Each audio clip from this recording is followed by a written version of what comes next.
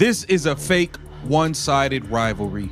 We got Angel Reese taking more shots at Caitlin Clark unnecessarily. You in Indiana having a great time partying. We see all the clips. Why can't you just do your thing? So let me get this straight. Caitlin Clark goes down with a groin injury. The entire All-Star weekend falls apart. Ticket prices crash, fans cancel trips, and in the middle of all that, Angel Reese rolls into Indiana with a Reebok billboard screaming, "I'm in your city." Like, what? She tried to take over a weekend that wasn't even about her, and it backfired, badly. Let's talk about how Angel Reese just embarrassed herself trying to outshine a player who wasn't even playing. And spoiler alert, the numbers, the crowd, and the fans, they weren't feeling it either. Let's break it down. Angel Reese is saying they got a win in a packed arena that clearly was not packed since thousands of seats were empty, and they were able to win one on the road as a team without the added benefit, without the competitive advantage of private airfare. Basically, Caitlin Clark is pampered and we're still winning, even though we are treated like WNBA players instead of being treated like professional athletes. All right, let's start with the obvious. This whole rivalry between Angel Reese and Caitlin Clark, it's fake, it's made up, one-sided. Clark's not beefing with anyone, she's hooping. She's showing up, breaking records, and getting buckets. Meanwhile, Angel, she's making noise, constantly name-dropping Caitlin on podcasts, in interviews, in every campaign rollout like it's a requirement. You ever notice that Caitlin never talks about Angel unless she's defending her? And even then, it's respectful. But Angel, she's milking the drama like it's her personal promo machine. Now she's out here pulling billboards, pushing slogans like, "I'm in your city," like she really took over Indiana. Sis, you've never even won a pro game there. Not one. How are you gonna take over a city where the fans don't even show up for you? This ain't a rivalry. It's Angel throwing punches at a ghost while Clark's in the locker room nursing an injury. Real ones see through it. And trust me, the fans are getting tired of the act. When Caitlin Clark got ruled out with that groin injury, it didn't just hurt Indiana Fever fans. It hit the whole league. This wasn't just a minor scratch. She was supposed to headline the three-point contest and the All-Star game in front of her home fans. The whole weekend was built around her. Flights, booked, hotels, sold out, restaurants, prepped for madness-level crowds. ESPN ? Pushing promos like this was the Super Bowl of women's hoops. Then, she's out, and the air went out of the building before the weekend even started. It's not just about Clark sitting, it's about everything she brings. Buzz, eyeballs, revenue, excitement. Now imagine watching all that fall apart and thinking, you know what would be great right now? A shoe launch. Angel Reese really looked at that moment and said, "My time to shine." While Caitlin's rehabbing in silence, Angel's posing for photos in Clark City like she just dethroned her. But the fans weren't buying it, because the truth is without Clark, nobody cared about the rest. And Angel Reese, she was standing in a spotlight that didn't exist anymore. If you ever want to know who really matters in this league, follow the money. Before Caitlin's injury, All-Star Weekend tickets were averaging $121. Some even hit $260 on resale. That's historic for the W.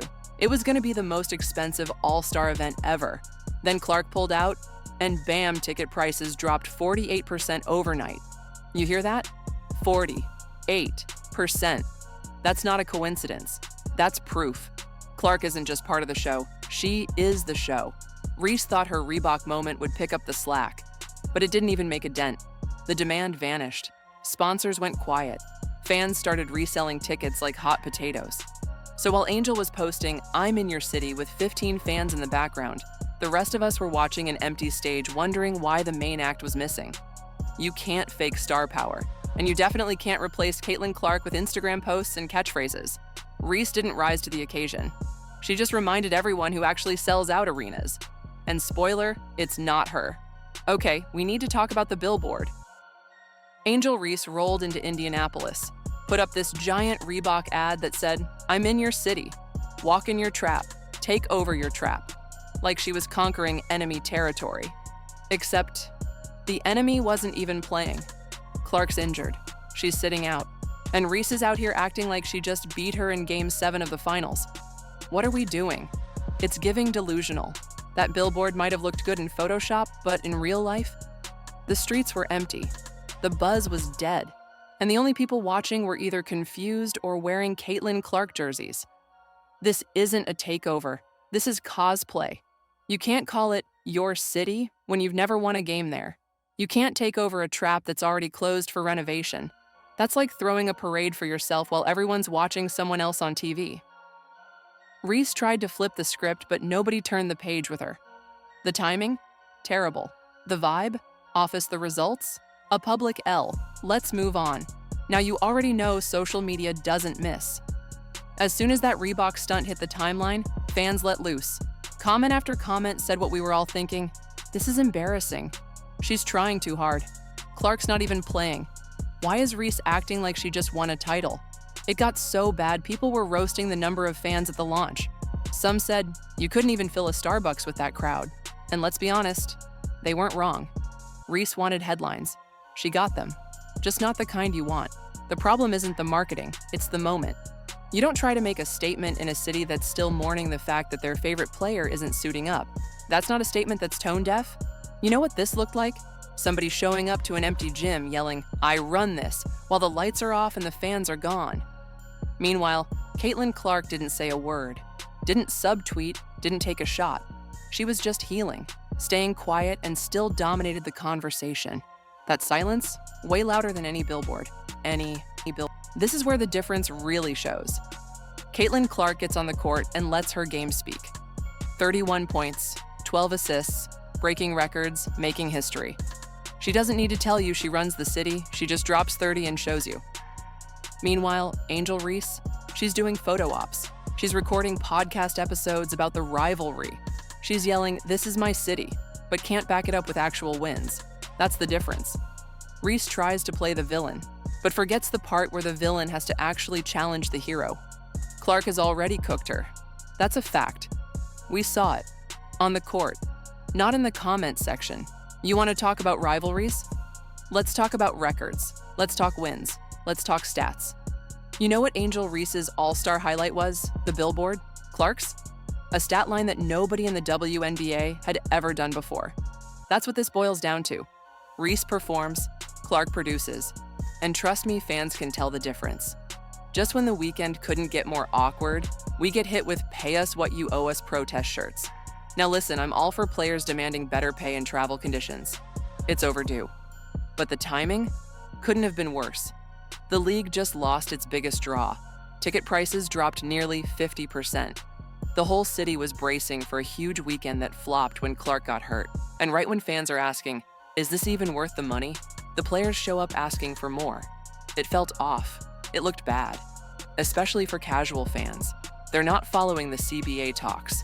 They're just wondering why the person they came to see isn't playing, and why the rest of the league is now demanding more money mid-disaster.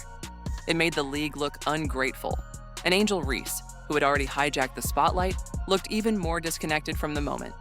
If you're gonna protest, do it when your star is healthy, when the lights are on, when fans are watching, not when the biggest ticket seller is out and the stands are half empty. That's just bad optics. Plain and simple. Let's just say it. Caitlin Clark isn't just a player, she's in the WNBA right now. Every game she plays sells out. Every team she visits makes more money. TV ratings skyrocket. Jersey sales go nuts. Cities turn into madhouses when she comes to town. And when she goes down, everything drops. Ticket prices, hotel bookings, local business revenue, you name it. That's not hype. That's cold, hard economics. The league's entire all-star setup was built around her, from promos to events to sponsorships. When she got hurt, the league tried to pivot, but the crowd didn't follow. They weren't showing up for anyone else, not even Angel Reese. Which brings us back to the billboard. You can't take over someone's city when they're the only reason the city even cares in the first place. That's like claiming you own the stage after the headliner cancels and half the audience goes home. Angel Reese had a window to rise up and become the name. Instead, she used it to talk about Clark. Again. Even in absence, Caitlin Clark was the main event. Let's keep it real. This rivalry is a little sad now. Caitlin Clark is focused on winning games, developing chemistry with her teammates, and making the playoffs. Angel Reese is out here trying to get attention with every off-court move possible. It's not a rivalry when only one person is participating. Reese posts a quote, Clark stays quiet. Reese rolls out a campaign, Clark drops a triple-double. Reese says, "This is my city." Clark says nothing and still gets the love. It's giving obsessed. And here's the part that makes it worse. Angel needs this rivalry. It's how she gets clicks, headlines, attention, deals. She benefits, she profits, she grows from it. But Clark, she doesn't even engage. She keeps winning. She keeps selling out games. She stays the face of the league. That's why it's embarrassing now. Reese keeps poking the bear, and Clark just walks away with a trophy in her hand. At some point, you gotta ask yourself, if the other person's not responding, is it really a rivalry or just a one-person PR tour? Here's the bottom line. Angel Reese had a golden opportunity. Caitlin Clark was out. The spotlight was wide open. The league needed someone to step up and carry the weekend. And what did Reese do? She launched a flashy campaign with no substance, claimed a city she's never won in, tried to create buzz and got clowned for it. It didn't work. Fans weren't fooled.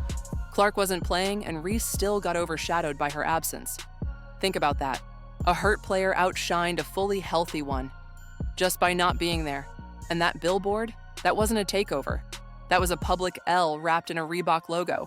The truth is, you can't outshine someone who never needed the lights in the first place. Caitlin Clark is the show. Angel Reese is just trying to be part of it.